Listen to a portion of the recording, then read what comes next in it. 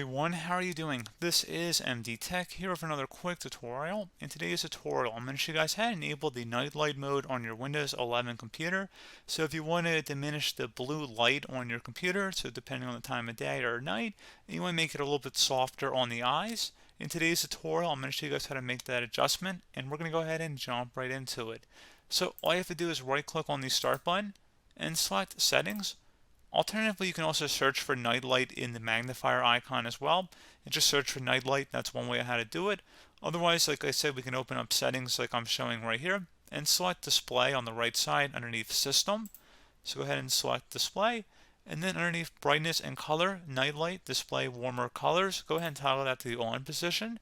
And if you click the little arrow next to it, you'll be able to adjust additional options such as adjusting the strength of it, as well as turning it on a schedule. So pretty straightforward.